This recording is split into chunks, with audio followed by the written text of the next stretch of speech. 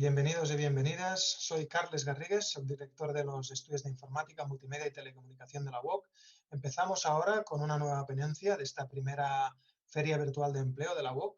Como podréis ver y como seguramente habéis visto ya en el programa, es una feria donde tenemos muchas ponencias, hay más de 40 ponencias organizadas. Además, tratamos temas de todo tipo, desde salidas profesionales, becas, prácticas, recursos para empleabilidad, competitividad, etcétera. Esperamos que aquellos que estáis siguiendo estas sesiones pues os esté resultando muy interesante. Y bueno, pues para este caso concreto en el que estamos ahora, la ponencia va a cargo de Oriol Rius. Oriol es un profesional del IoT, el Internet de las Cosas. Se dedica principalmente a ayudar a organizaciones de IT a transformarse, a reinventarse mediante la tecnología, especialmente tecnología de la industria 4.0, también tecnología web, tecnología cloud. Hoy en su charla nos hablará no tanto de este ámbito profesional en el que él trabaja, más así a nivel de consultoría, sino de otro ámbito en el que él también está muy vinculado porque hace proyectos de este tipo, que es el estudio un poco del mercado de trabajo y el mundo tecnológico. Y en concreto veréis que, bueno, como dice el título, ya lo habéis visto, en su ponencia nos hablará de la relación entre oferta y demanda, cómo está esta relación actualmente y bueno, nos destacará un poco cuáles son los perfiles que están más demandados y además un poco entrando en el perfil de programador. Entonces, durante la media hora que durará esta ponencia, os animo a participar a través del chat. Veréis que, bueno, podéis ir haciendo preguntas, entonces yo las recogeré todas al final y se las seguiré trasladando a Oriol para que las vaya contestando. Así que, por mi parte, nada más y sin más dilación, Oriol, pues cuando tú quieras, adelante. Muy bien, pues muchísimas gracias, Carles. Pues yo creo que lo mejor será que empiece compartiendo los slides y a partir de ahí ya voy desarrollando mi speech. A ver, lo veis correctamente, ¿verdad? Sí, muy contigo bien. en la base. Pues sigo así si no hay contraindicaciones. Comentaros, para cada nueva oferta de trabajo que tenemos actualmente en el mercado, hay 37 profesionales para ocupar ese puesto. O sea que esa sensación que tenemos todos de que no hay trabajo, yo creo que esta estadística es demoledora y nos da totalmente la razón, ¿no? Es decir, realmente el mercado laboral está muy mal. Y os voy a dar todavía una noticia peor. Este dato es anterior al COVID, ¿no? Es decir, que si nos ceñimos a lo que debe estar pasando ahora, pues seguramente este número es todavía peor. Pero estamos aquí para descubriros algo, para explicaros algo que lamentablemente hay muchas personas que ignoran. Y es que si nos vamos a los profesionales digitales, esta estadística se invierte. Es decir, que para cada profesional digital, no sé si sabíais que se publican 17 ofertas de trabajo. Es decir, la estadística totalmente al revés. Totalmente al revés. Y de eso vengo a hablaros y de eso vengo a daros contexto. Como bien decía el título de la presentación, tenemos un gap que cada día es peor, ¿vale? Un gap en que cada vez hay más necesidad de profesionales digitales y cada vez se forman menos profesionales digitales en nuestro país. Y estamos aquí para animaros a dar ese salto, ¿no? Antes, Carles me presentaba. Yo no es que quiera ahora volver a repetirlo todo, pero sí que me gustaría deciros 3 cositas sobre mí que os ayudarán a entender mejor lo que os voy a contar a continuación. La primera es que, básicamente son 3 cosas. La primera, soy tecnólogo por vocación, por pasión, ¿vale? La gente me dice, no, bueno, tú eres tecnólogo porque te pagan. Bueno, yo empecé con la tecnología con 9 años y en esa edad pues tardé todavía muchos años a que me pagaran. Y eso quiere decir que tengo la suerte de haber podido vivir toda mi vida de lo que más me gusta, de algo que me cuesta distinguir de mi hobby. Y esto me llega al siguiente punto, y es que siempre he vivido de mis empresas. Actualmente un presentador decidió que era una buena forma de decirlo, de que soy un emprendedor multireincidente, ¿no? Es decir, cuando acabo un proyecto, pues enseguida me vinculo a otro. Muy bien, sí que es verdad que he levantado 9 empresas o he cofundado 9 empresas y siempre he vivido de la tecnología que he creado a través de mis empresas. Perfecto. Segundo punto interesante. Pero también os quería compartir que llega un momento en la vida que todo cambia y en el que tienes la necesidad de empezar a compartir ese conocimiento, esa experiencia y esa creatividad que has ido acumulando con todos estos años. Dicho esto, esto me ha llevado pues, a tener la suerte de poder ser docente aquí en la UOC, por ejemplo, como pues, profesor de de Industrial Internet of Things o tantas otras cosas en tantas otras instituciones. Entonces, actualmente me gano la vida pues, como consultor para empresas y como formador, concretamente, como decía Carlas, de Internet of Things. Pero una excepción o una motivación extra de mi trabajo es que tengo la suerte de poder trabajar con clientes como los que os hablaré a continuación, ayudando a hacer cosas muy parecidas a las que estamos hablando hoy aquí. Primero, dejadme daros un poquito más de contexto y luego os explico quiénes son mis clientes y un proyecto muy interesante que os puede inspirar en vuestro futuro profesional. Muy bien, pues ¿cuál es el contexto? El contexto es que hay, como he dicho antes, un incremento de la necesidad de talento con competencias digitales. Pero se da la circunstancia de que hay una escasez importante de profesionales en ese ámbito y que en proporción cada vez esa escasez es mayor. Muy bien, y esto me lleva a hablaros ya de este cliente que es la Barcelona Digital Talent. La Barcelona Digital Talent, como podéis ver en la parte inferior, sería, vamos a llamarle una asociación, una empresa público-privada que se dedica a fomentar estos 5 objetivos que os voy a comentar. Pero no olvidemos cuáles son sus socios. La Mobile World Capital, CTecno, Fomento del Trabajo, Generalitat de Cataluña. Y creo que os estoy tapando, ahí no sé si se llega a ver, también el Ayuntamiento de Barcelona. ¿Vale? Es decir, que los principales actores de, vamos a decir, de la administración de nuestro país. ¿Cuáles son esos 5 objetivos que nos van a interesar muchísimo para esta charla? Pues el primer objetivo es concienciar de esta brecha que os estaba diciendo que hay entre la oferta y la demanda de talento digital en nuestro país. El siguiente objetivo es identificar las carencias de formación que se dan, porque a pesar de que hay muchos profesionales que se están formando cada año en nuestro país, pues lamentablemente no lo hacen tan bien como nos gustaría a las empresas. Por otra parte, también se hace lo posible para captar talento internacional y esto es súper interesante porque también nos permite mantener un nivel, vamos a decir, un nivel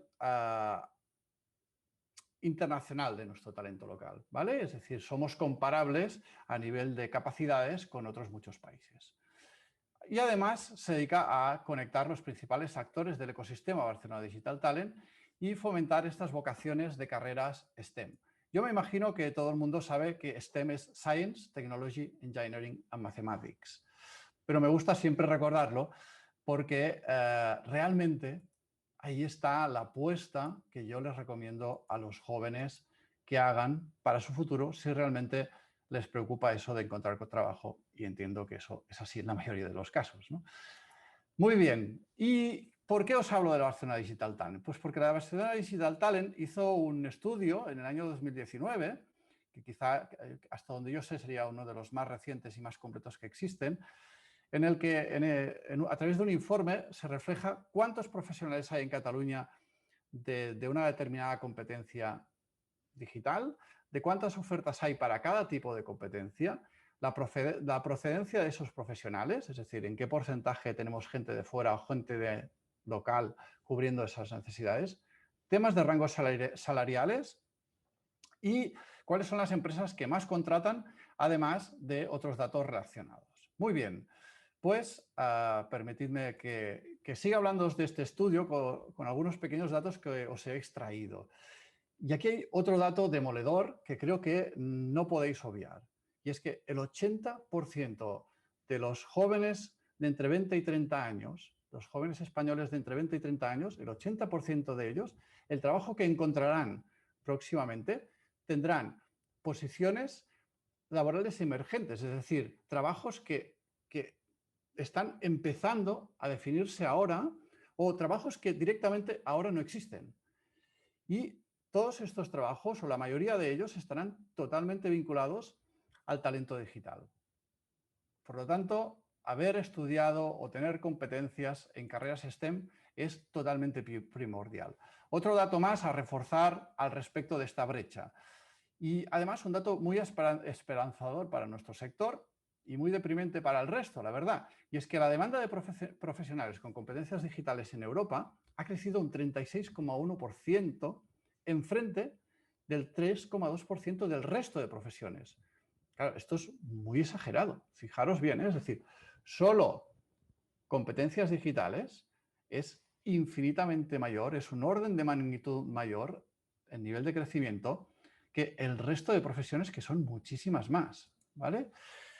Y si nos centramos en nuestra casa, fijaros que en Barcelona la brecha aumenta, como hemos dicho, y la proporción en el aumento es la que veis aquí. Es decir, cada año la brecha crece de demanda, de ofertas, perdón, la cantidad de ofertas que se publican cada año de profesionales digitales aumenta un 40%. En cambio, los demandantes, o personas disponibles para ser empleadas por esta oferta, solo es un 7,6%. Estos son datos de Eurostat. ¡Wow! Súper grande esta diferencia.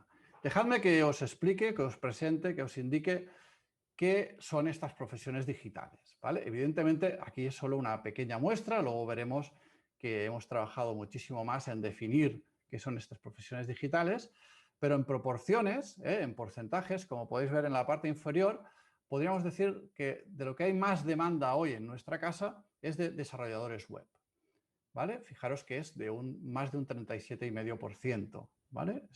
Vamos a decir, alrededor de un 40%. No está nada mal, ¿eh? Luego, desarrolladores de aplicaciones, User Experience y User Interface, etcétera, etcétera, etcétera. Por lo tanto, ya tenemos un poquito de idea de qué son estos profesionales digitales. ¿Qué más?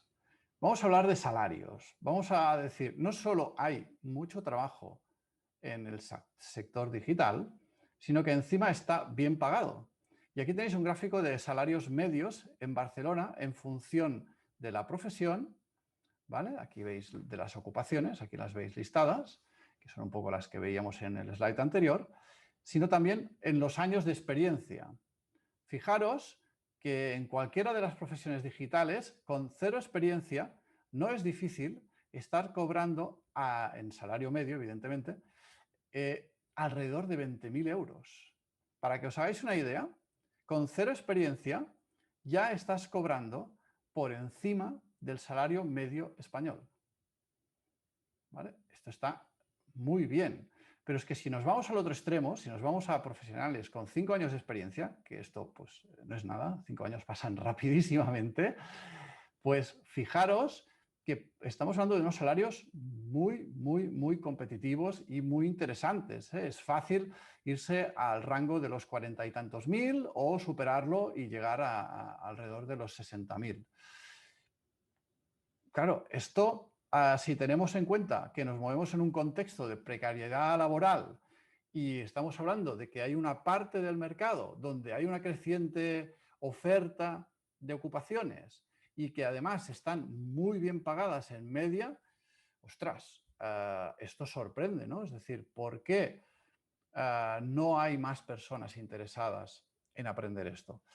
Pues yo creo que eventos como este tienen que ayudar a explicar esto y a que crezca el interés, ¿no? Si os interesa mucho la parte salarial, os he puesto este slide de una empresa que se llama talentup.io, o mejor dicho, una empresa que la tenéis en esta dirección de internet, talentup.io, que se encargan simplemente de hacer comparativas de salarios, tanto en nuestro país como en el resto del mundo, y se especializan especialmente en el mundo de las empresas IT. Muy bien, estábamos hablando del Digital Talent Overview, ese estudio que concluye con un informe del cual os he sacado algunos datos muy interesantes para que entendáis, digamos, no de forma subjetiva, sino objetivando la información, por qué hay esta demanda o cómo es que hay esta demanda en este sector. Muy bien. Pues derivado de este trabajo, de este Digital Talent Overview, se ha creado el diccionario de ocupaciones digitales, el Dictionary of Digital Occupation Titles. ¿Y para qué sirve este diccionario? En este proyecto del diccionario participé yo directamente, de hecho sigo participando, ¿vale? De hecho, Carlas también, la persona que me ha introducido en esta charla, la conocí gracias a este trabajo. ¿Y cuáles son los motivos por los que se construyó este diccionario y qué nos explica este diccionario? Pues muy bien, este diccionario lo que hace es describir, explicar cuáles son estas 30 ocupaciones de profesionales digitales que más se demandan en nuestro país. No que se van a demandar en el futuro, no, que hoy ya se están demandando y que hay que saber cuáles son las competencias, cuáles son las habilidades que hay que tener para poder encontrar trabajo y para que las empresas estén satisfechas cuando un profesional se desenvuelva en esa ocupación. Pues eso es justo lo que explican estas fichas y por lo tanto estas fichas nos sirven, tienen las aplicaciones de segmentar los profesionales, es decir, podemos decir, oye, mira, tú encajas perfectamente en este perfil, nos permiten intermediar, nos permiten reorientar a profesionales, esto es muy importante, me gustaría enfatizar el punto de hacer lo que en inglés llamamos reskilling o hasta el concepto también de upskilling. Reskilling sería pues una persona que no se ha formado específicamente en temas tecnológicos, pero que puede orientar sus conocimientos hacia una faceta más tecnológica, ¿no?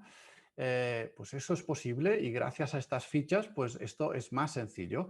También nos permite clasificar las nuevas ocupaciones en segmentos, nos permite diseñar planes formativos, etcétera, ¿no? Y también, pues, y muy importante, mantener un ranking y un tracking de la demanda de la ocupación. Es decir, como tenemos muy claro qué debe saber un profesional o cómo clasificar un profesional de un determinado ámbito, nos permite vigilar la evolución de ese perfil a lo largo del tiempo, porque las necesidades asociadas al perfil van cambiando con el tiempo, ¿no? Muy bien, pero llegados a este punto, permitidme pisar el freno, permitidme dejar de hablar de estadísticas y de generalizaciones, porque más de una ocasión en charlas como esta me han dicho, vale, Oriol, sí, todo esto es fantástico, pero ¿qué es programar? ¿Vale? Sí, es una palabra que he oído muchas veces, pero yo no lo he hecho jamás. Y quiero que me lo expliques con palabras llanas. Entonces, lo primero que hay que saber es que programar no es un fin. Programar es una herramienta, ¿sí? Igual que aprender a usar una sierra para serrar no es un fin, sino que gracias a que tú sabes serrar o que sabes usar una sierra, ¿vale? Vas a poder construir un mueble o vas a poder construir una viga o vas a poder hacer 1000 cosas gracias a esa habilidad. Entonces, la capacidad de programar, ¿vale? Es exactamente lo mismo. Es una habilidad que te permite conseguir alguna otra cosa. Y eso es muy importante porque un programador tiene que tener esa vocación de servicio. De hecho, cuando me dicen, bueno, vamos a decir, ¿qué hace un programador? ¿No? Pues a mí me gusta descubrirlo como lo que hace un programador es explicarle a un ordenador qué tiene que hacer para que el sueño de un usuario se haga realidad. Es decir, tenemos a un usuario, tenemos a un cliente, tenemos a alguien que tiene una necesidad, ha soñado con un programa, con una aplicación, con un proceso, con un algoritmo que para él sería fantástico tenerlo desarrollado porque le simplificaría, le mejoraría la vida de alguna manera. Pues lo que hace un programador es traducir todos esos matices, todos esos requerimientos al lenguaje de la máquina para que el ordenador pueda ayudar a esa persona en ese cometido. ¿Vale? Esto es lo que hace un programador. Permitidme dar un pelín más de contexto. Es decir, bien, esto es lo que hace un programador, esto es lo que es la programación, pero a veces me dicen, bueno, pero eso es un trabajo muy solitario. Yo digo, bueno, evidentemente hay trabajos que se pueden desarrollar en solitario y hay trabajos que se deben desarrollar en equipo. Vivimos una era altamente especializada y me ha gustado incluiros este gráfico que os he hecho a mano alzada, tal cual. Como podéis ver, he cogido la tableta de dibujo y me he puesto a hacer este dibujo para explicaros un poquito cuál es el viaje del trabajo de un programador y cómo ese viaje se integra en vuestro día a día. Aquí, no sé si lo podéis apreciar, hay un pequeño muñequito que se ha puesto user, ¿no? Usuario. Estos sois vosotros, ¿no? Que estáis accediendo a través de vuestro navegador, vuestro Chrome, o vuestro Explorer, o vuestro Microsoft Edge, o vuestro Firefox, estáis accediendo a una página web. Pero si os fijáis, las páginas web de hace unos años a las páginas web de hoy en día han evolucionado mucho. De hecho, hay muchísimas páginas web que son verdaderas aplicaciones para hacer algo. Y diréis, bueno, Oriol, esto a mí no me suena de nada. Pero si reflexionáis un segundo os daréis cuenta que yo diría que casi todos o muchísimos de vosotros y de vosotras usáis Gmail, ¿no? Gmail no es nada más que una aplicación de correo en una página web. Antaño o en determinadas ocupaciones se usan programas como puede ser Microsoft Outlook para consultar el correo. Pero si yo no quiero usar esta aplicación, estoy usando una página web. Muy bien, ¿con eso qué os quiero decir? Os quiero decir que el número de aplicaciones web es altamente creciente. Por eso hay tanta demanda de programadores web. No para hacer páginas web como las que se vendían hace 20 años o 10 años, si queréis, sino para desarrollar aplicaciones web, que es un reto mucho mayor. Muy bien, pues estas aplicaciones web, como veis, hablarán con un servidor a través de una API, vete a saber tú qué es eso, no importa, ¿vale? Pero esto nos permitirá llegar hasta lo que aquí veis que pone IDE Code Browser. Esto sería el entorno de trabajo del programador web, lo que aquí veis marcado en amarillo que pone Frontend Developer. Muy bien, ¿y qué hace este programador web? Lo que hace es, a través de una IDE, que no es nada más que, vamos a decir, como un procesador de texto, donde él le cuenta con el lenguaje que entiende el ordenador, desarrolla un código, que es lo que veis al lado, code, le cuenta al navegador cómo tiene que presentar la información para acabar creando esa aplicación web de la que hablábamos antes. Ese sería el trabajo del día a día del programador, concretamente. Pero ese programador no vive solo. Ese programador es parte de un equipo, aquí lo veis, que pone team, y en ese equipo típicamente pueden haber más perfiles, pero típicamente se encuentra con otros compañeros. Se encuentra con backend developers, que serían los señores que programan esa parte que arriba pone servidor. Se encuentra con diseñadores de experiencias de usuario e interfaces de usuario, que es lo que veis aquí que pone designer UI UX, que sería el señor que dice, que expresa, que diseña cómo debe ser la experiencia de esa aplicación web y para que el programador de frontend la pueda programar. Luego, pues existen otros perfiles como puede ser el Product Manager o el Product Owner. Al final, diferentes perfiles que van a permitir organizar las tareas del equipo. Y esto nos lleva a hablar, pues bueno, pues que en el mundo de la programación las tareas se expresan de una determinada manera, de una determinada forma, que la llamamos metodologías para ser más efectivos en la producción de todo este proceso. ¿Con eso qué quiero mostraros? Quiero mostraros que si habéis prestado atención, más allá de los tecnicismos y de los vocabularios extraños, la vida de un programador frontend es mucho más sencilla, mucho más próxima de lo que puede parecer cuando nadie os ha hablado de ella. Y os lo muestro simplemente como un ejemplo, ¿vale?, de una de esas profesiones digitales a las que podéis optar y que os pueden ayudar a no solo encontrar trabajo, sino tener un trabajo muy digno, un trabajo muy bien pagado, con muchísimo futuro y rodeado, pues, de personas muy creativas y muy vanguardistas en muchísimos aspectos. Y para ello os quería dar, antes de acabar, un pequeño consejo, una pequeña recomendación que he querido resumir con esta imagen, ¿no? Y es, ¿en qué tienes pasión? ¿En qué consideras que te mueve a nivel pasional, desde el corazón? ¿Por qué esto es tan importante? Pues esto es muy importante porque estaréis cansados, estaréis cansadas de oír frases como, es que hoy en día, si no te reciclas, estás fuera del mercado. Yo quiero ir un paso más allá y quiero hablaros desde mi propia experiencia, es decir, no quiero teorizar con ningún informe, quiero hablaros de mi propia experiencia.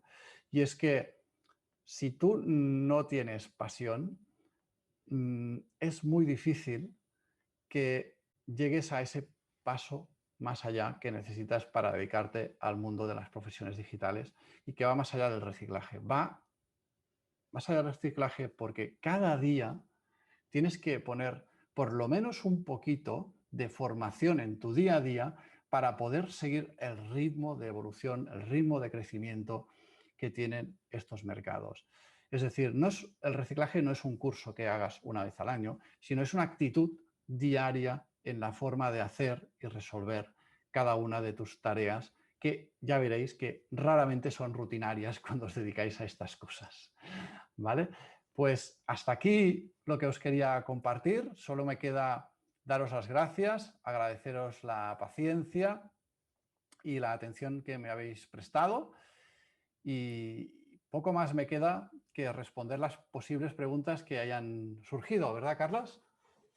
Correcto, Uriol. Bueno, muchísimas gracias por la presentación. Yo creo que ha sido excelente, genial. O sea, me ha encantado, yo me dedico a esto, pero igualmente creo que para otra gente que no está en este campo y que se está planteando este mundo, tu presentación ha sido muy clara, muy objetiva. Son datos reales, es decir, esto es lo que hay. O sea, no es una opinión y no es vender un producto, es que es lo que hay. Entonces, bueno, fantástico. Yo te quería ahora trasladar algunas preguntas porque hay gente que ahora, evidentemente, pues de todo lo que has dicho, ahora hay gente que le surgen preguntas, ¿no?, sobre esto. Hay una persona, por ejemplo, que está estudiando un máster, ¿no? Y dentro de este máster, pues está aprendiendo a cosas como R, programar con R, SQL y otras herramientas así, ¿no? Por lo tanto, Ajá. digamos que se está introduciendo un poco en este mundo digital de la programación, está dando sus primeros pasos, ¿no?, con bases de datos y tal, y dice, claro, pero habiendo estudiado esto, realmente yo no estoy muy lejos de poderme convertir en un profesional de este tipo. Esa es un poco la pregunta, ¿no? Vale. Para nada, para nada. No, no sé el nombre de esta persona, Bueno, pero es Uriol, Uriol, vale, no, no como pasa tú. nada. Pues sí, sí, pues Uriol, no, simplemente es que no sabía si dirigirme a él o a ella, ¿no? Eso era lo más importante, pero no pasa nada. Pues Uriol, para nada, para nada. Yo actualmente os he hablado del proyecto del Diccionario Digital de Ocupaciones. Esto ha tenido diferentes ramificaciones, diferentes definiciones de formaciones y diferentes procesos, por ejemplo, con los que estamos trabajando con el Servei d'Ocupació de Cataluña.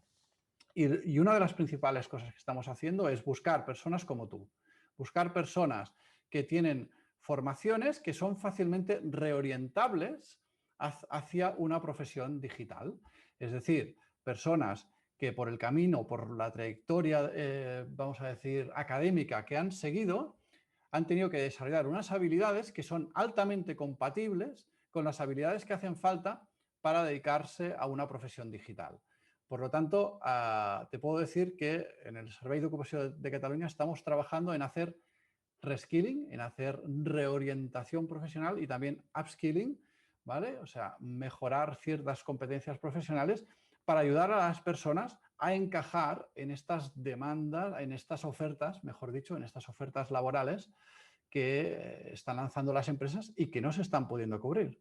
Entonces, ánimo y de verdad que estaremos encantados de facilitarte o de ayudarte a encaminar esta inquietud que tienes. Gracias, Uriol. Mira, voy con otra pregunta que es un poco en el mismo sentido, pero yo creo que después de tu charla hay más de uno que ahora se le ha encendido la bombilla. Claro que sí, sí, sí, sí. Hay una persona, en este caso es Rafael, que él tiene formación de ingeniería mecánica y pues su profesión hasta ahora ha sido esta. Entonces él está un poco ya con la idea esta, con el gusanillo de orientarse más a una profesión de este tipo, ¿no? Del ámbito digital. Y él pregunta, claro, ¿cómo percibe el mercado laboral? Es decir, cuando tú eres un empresario y tienes que contratar a alguien, ¿cómo percibe la gente el hecho de que, uy, pues si este tiene una formación que no tiene nada que ver con lo mío, ¿no? ¿De dónde viene este ahora? Tiene no sé cuántos años de experiencia aquí haciendo algo que no tiene nada que ver con esto y ahora este es un reciclado, ¿no? O sea, ¿realmente Ya, esto se percibe bien o no importa o cómo va? ¿Qué no, estrategias no. se pueden seguir? Muy buena pregunta, me encanta. Voy a empezar con dos ejemplos reales, como la vida misma. Te puedo llegar a presentar las personas si quieres preguntarles directamente. Pero en mi empresa, mi última empresa, mi jefe de desarrollo, pensad que era una empresa donde mayormente había programadores. Pues el jefe de todos los programadores era un chico que de formación, es decir, desde los 3 años hasta los 20 y tantos que acabó de estudiar, su carrera era una carrera de pianista. ¿Vale? Y este señor era el jefe de desarrollo de esta empresa. Y dice, bueno, pero ¿con cuántos años accedió a esta posición? Con 5 años de experiencia siendo programador. ¿Por qué? Pues porque la carrera de pianista le ha servido a este chico a tener una mente súper estructurada, súper organizada, súper focalizada. Y estas son cualidades fundamentales para ser un buen programador. Hay gente que me dice, es que yo soy muy despistado. Bueno, hay muchos niveles y muchas formas de ser despistado. Una cosa es que te dejes las cosas porque estás concentrado en otra cosa y otra cosa es que seas una persona incapaz de centrarte en nada. ¿Vale? Si eres de los despistados que se dejan las cosas porque estás en la cabeza en otro sitio, pero muy concentrado en algo, esto se parece mucho al trabajo de programador. ¿Vale? Si es de los que no te puedes centrar, pues te va a costar un poco más. Y otro ejemplo concreto de este tema. Tenía una programadora, en este caso era una programadora junior, que de formación era médico. Y durante dijo, oye, esto de la medicina no es para mí porque puedo dedicar poco tiempo a curar a gente y tengo que dedicarme mucho tiempo a los informes y esto a mí no me gusta. Total, que su pareja era programador y ella veía en qué consistía su trabajo, se fue interesando y en 2 años, ¿vale? Digamos, ya tenía una posición relevante como programadora, ¿vale? Ya no era una junior básica de salario base. Entonces, son 2 ejemplos yo creo que muy dispares, ¿eh? Un músico, en este caso pianista, a jefe de desarrollo y una médico a programadora. El otro día también veía, en este caso no conozco a la persona, solo veía el caso por internet, era una chica enfermera que había pasado a ser programadora de frontend. Vale, bien. He perdido todos los matices de la pregunta con los ejemplos, por lo tanto, Rafael, te pido disculpas porque hay algún matiz que no te he respondido, pero creo que valía la pena profundizar en casos reales, ¿no? En dejar de teorizar y de lanzar cohetes, es decir, no, estas personas tienen nombres y apellidos y si tienes mucho interés te las puedo llegar a presentar para que les preguntes cómo vivieron el cambio. Y lo fundamental, lo he dicho en mi presentación, es la pasión. Y una cosa que percibe muy bien, ahora recuerdo el matiz, Carlos, una cosa que percibe muy bien el empresario es, vamos a decir, conocimientos no conectados, ¿vale? Personas que sepan mucho de arquitectura y de programación, por ejemplo, pueden parecer cosas no conectadas, pero esto tiene un valor diferencial increíble en el mercado, increíble, ¿vale? Por ejemplo, yo trabajé en un proyecto hace unos años, un proyecto europeo de ahorro energético, ¿vale? En diferentes ciudades europeas. Muy bien. Pues personas que tuvieran el rol de científico, matemático, etcétera, ¿vale? Para poder trabajar a nivel de datos y que además supieran programar, eran vitales para ese proyecto y eran súper escasos y sus salarios eran astronómicos. Entonces, debemos decir, tener mucha experiencia en algo y además saber programar es un catalizador, no dinamizador solo, sino catalizador de vuestro valor en el mercado. Y si no sabéis cómo presentarlo, os invito a que me contactéis y busquemos la forma creativa de explicarlo, pero de verdad, hoy en día cruzar estos espacios, estas áreas de conocimiento es un valor extra fundamental. Muy bien, muy bien. Voy a seguir en este ámbito, Oriol, porque tenemos muchas preguntas aquí. Vale. Y además voy a intentar enlazar un par de preguntas, ¿no? Porque hay una persona que me pregunta, bueno, pero entonces ¿yo qué tengo que hacer? ¿Me tengo que empezar con algo así ya más enfocado a una tecnología concreta? Por ejemplo, ¿no? Pues yo qué sé, vamos a centrarnos en el desarrollo frontend y voy a empezar a aprender JavaScript, ¿no? Cuando yo realmente no soy ingeniero ni nada, ¿no?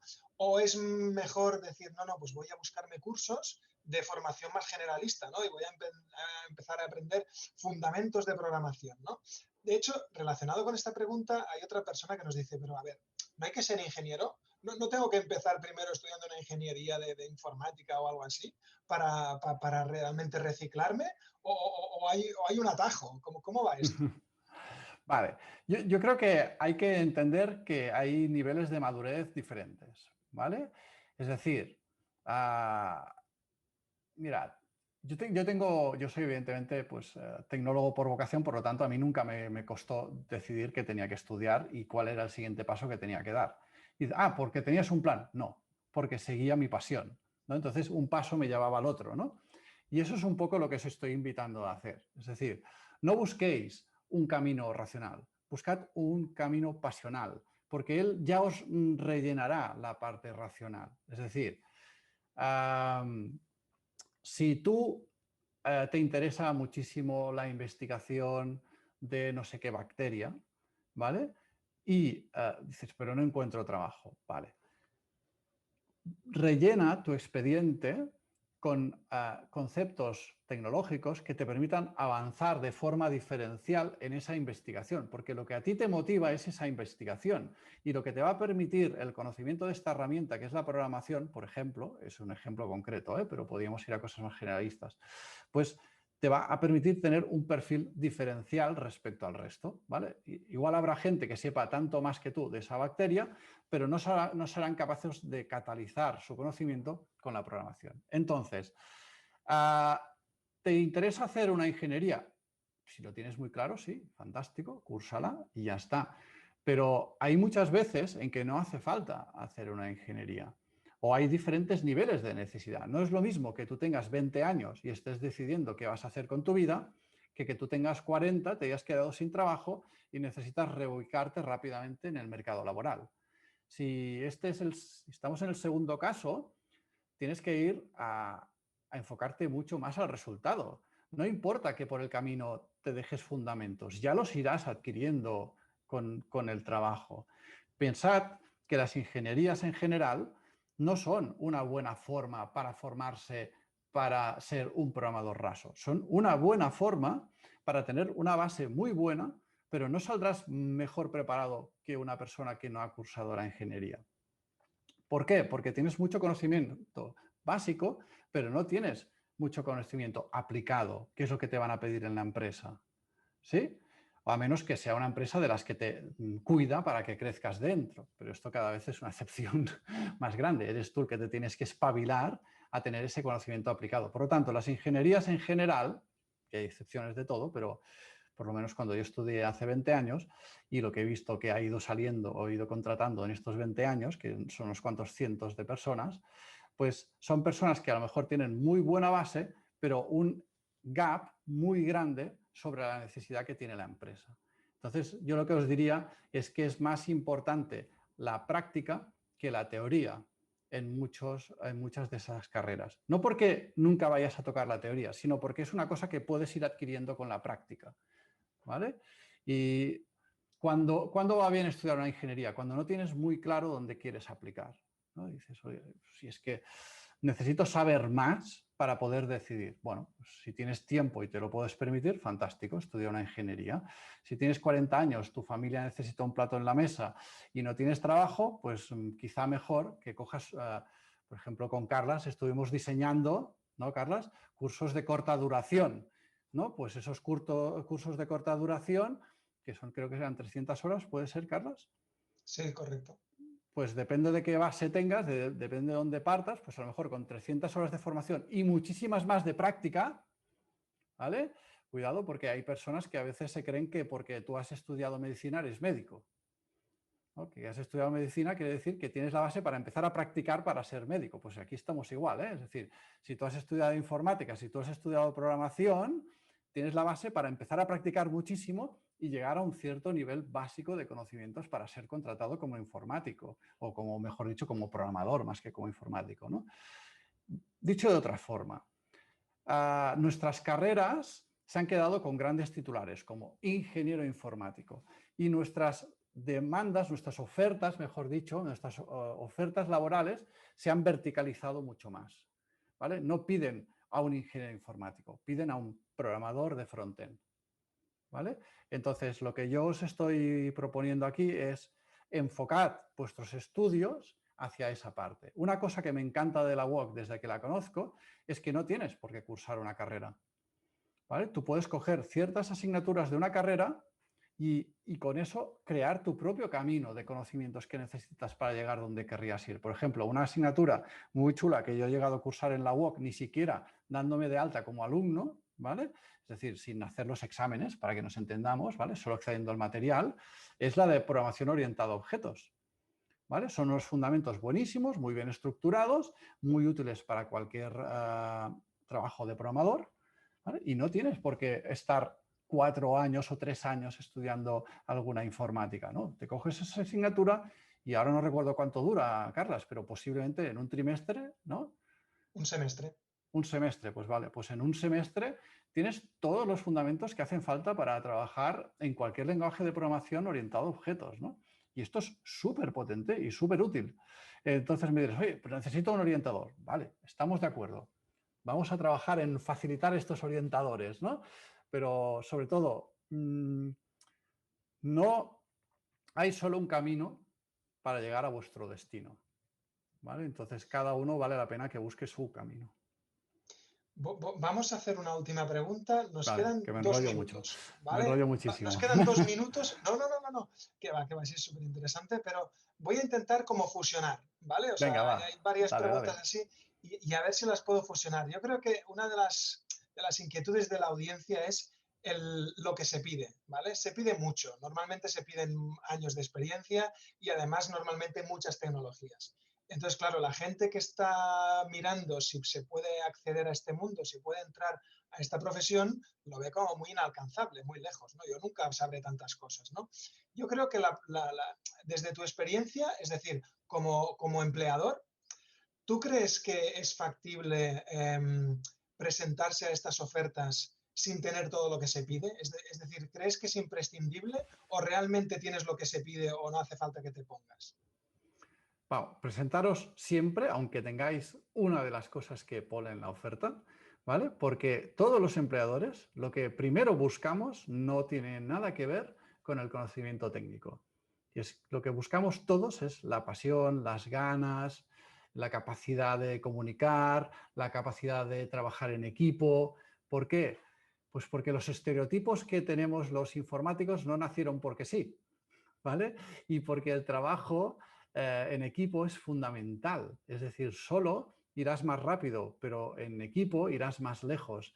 Y eso es crítico para los retos que tienen las empresas hoy en día. Por lo tanto, si vosotros tenéis un mínimo de competencias en una de esas habilidades y sois capaces de completaros como persona, mejorar en comunicar, en saber inglés, en ser gente de equipo, no querer ganarse todos los méritos uno mismo, etcétera, seguro que vais a enamorar a más de un y a más de 2 reclutadores, seguro, porque es la clave que buscamos todos. Pues muy bien, Uriol. Oye, muchísimas gracias. Yo creo que tu Gracias. presentación ha sido súper interesante. De hecho, he visto un comentario aquí diciendo la mejor presentación que he visto. Es decir, bueno, la verdad Vaya. creo que... No, no, yo creo que ha estado muy bien, de verdad. Te agradezco tu colaboración, la charla. Agradezco mucho también a la gente que ha estado aquí con nosotros de audiencia, haciendo comentarios, participando en este chat. Y bueno, por nuestra parte, nada más. Aquí lo dejamos. Os animo a seguir en esta feria, los que estáis así como asistentes, pues a seguir disfrutando las siguientes ponencias. Y nada, un placer y hasta pronto. Adiós a Chao, todos. gracias a todos.